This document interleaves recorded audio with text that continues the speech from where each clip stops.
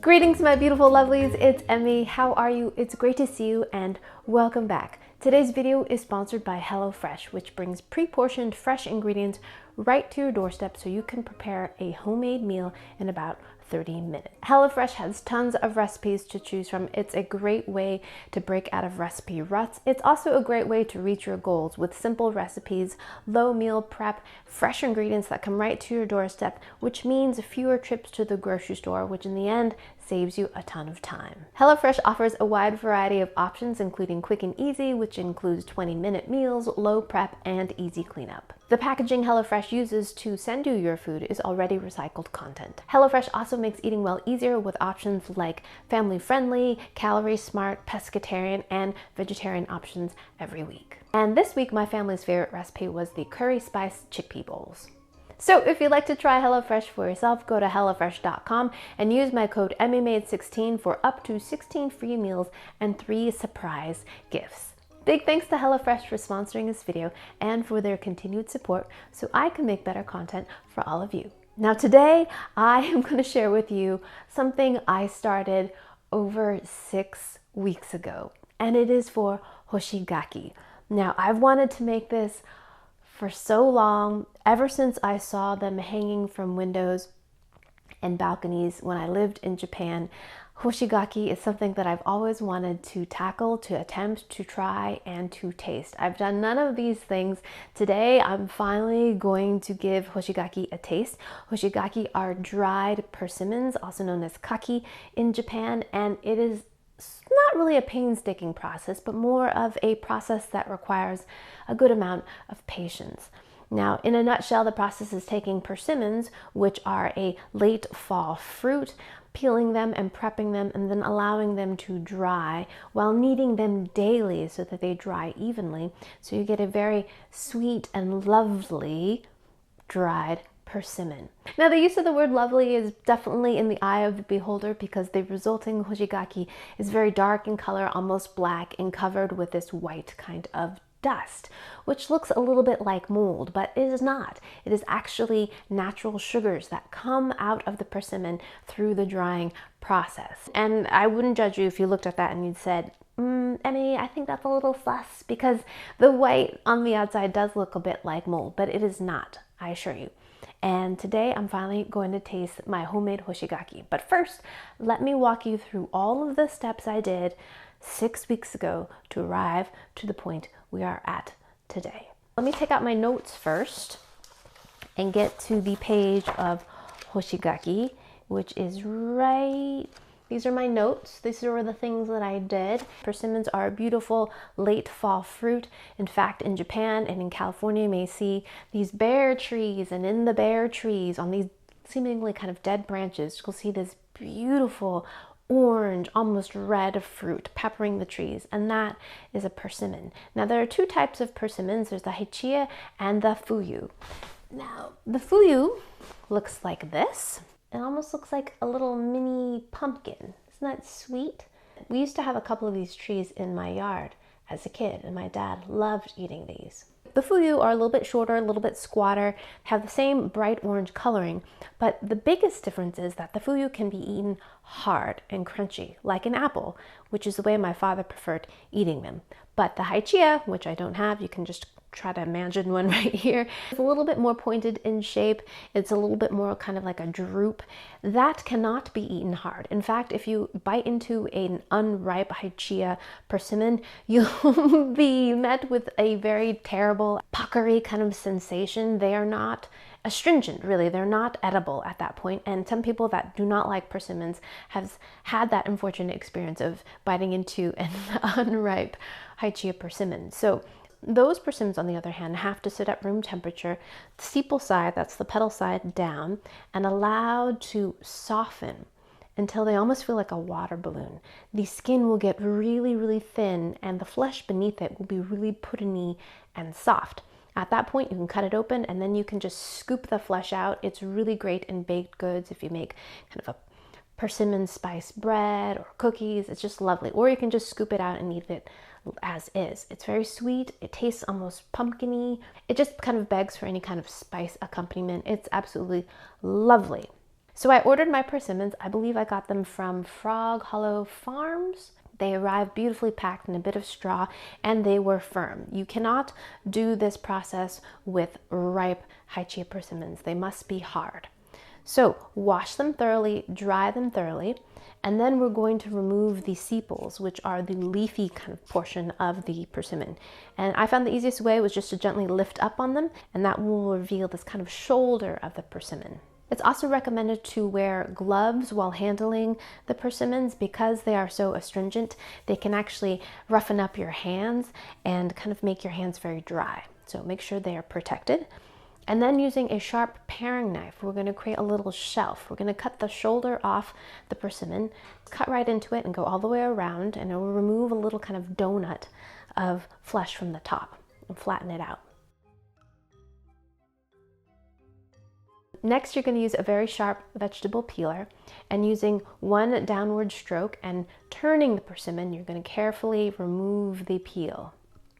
This can be anywhere from 10 to about 17 strokes of your vegetable peeler. It's down to a science, honestly. So once you've peeled off all the skin, you'll reveal this beautiful orange fruit. You can place it into a muffin tin to wait until you've peeled all of your fruit. Because this requires so much work, you might as well do a good bunch. I bought 5 pounds of persimmons. So once we've peeled all the persimmons, we need to tie 2 of them together. We're going to make a pair of them.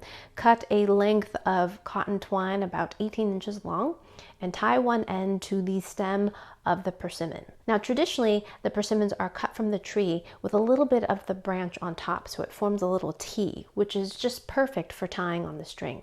In my case, all of my stems, if I had any stems, were just standing upright, which isn't so great for catching on to the cotton twine, but it still worked. So as best you can, tie a very sturdy, tight knot to the stem. Now, if you're missing a stem, like many of mine were, take some clean stainless steel screws and then use a screwdriver and gently twist them into the very top of the persimmon. So don't twist it all the way in. You want a little bit of the head popped out so you can tie on the string.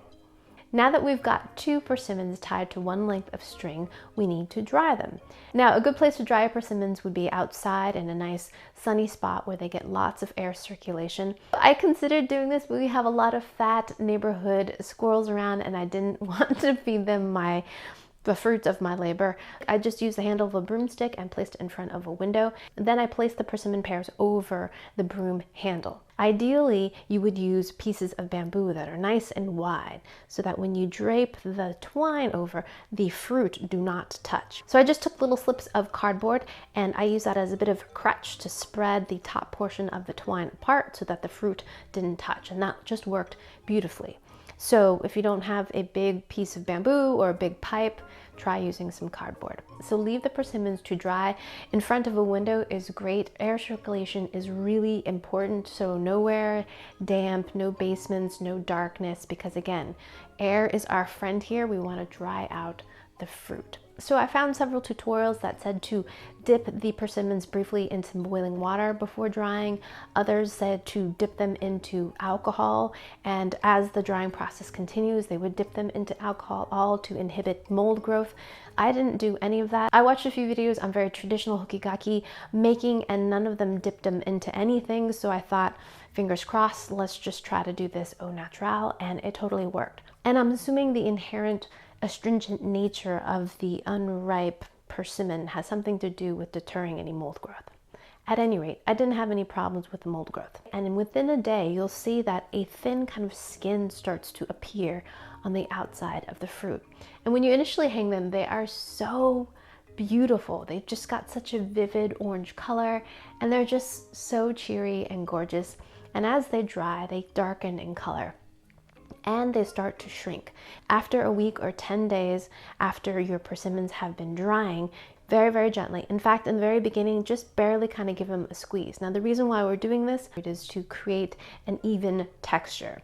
Initially, if you knead too hard, the inside will actually liquefy and you'll get droopy, moldy persimmons. And as the fruit continues to dry out, you can push a little bit harder, kneading the fruit, and subsequently it gets darker and darker in color, and the persimmons begin to kind of shrivel up. And after about 4 or 5 weeks, you'll start noticing this white kind of dustiness, and it is distinctive and it is much coveted, and these are the natural sugars that are coming out of the fruit. So you know when the Hoshigaki are finished, when you no longer can knead them and they're no longer squishy inside and they've got sort of the texture of a dried apricot. And this is what they look like.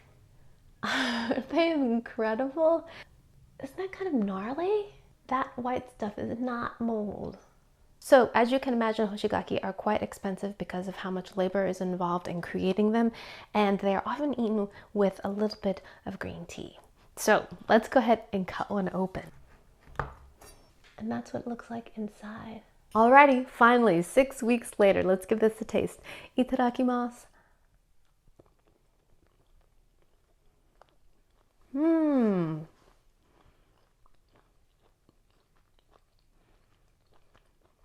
Oh, that's lovely. It does taste a little bit pumpkin-y, definitely autumnal. It tastes a lot like a fresh persimmon or very ripe Hichiya, but the texture is completely different. This is more leathery, resilient, yet tender.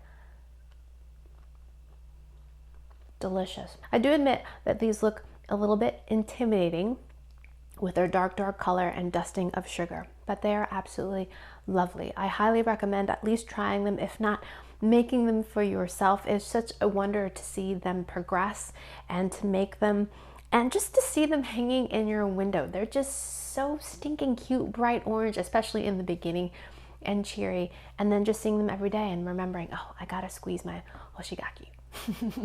Alrighty, my lovelies, thanks so much for watching, and big thanks to HelloFresh for sponsoring this video. If you'd like to try HelloFresh for yourself, click the link down below or head over to hellofresh.com and use my code emmymade16 to receive up to 16 free meals and 3 surprise gifts. Thanks again for watching. I hope you enjoyed that one. I hope you learned something.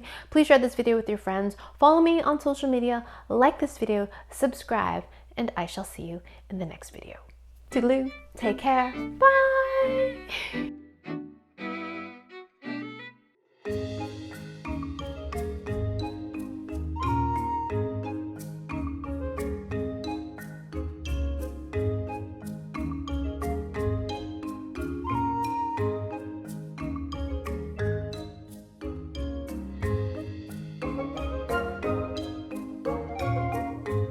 Mm-hmm.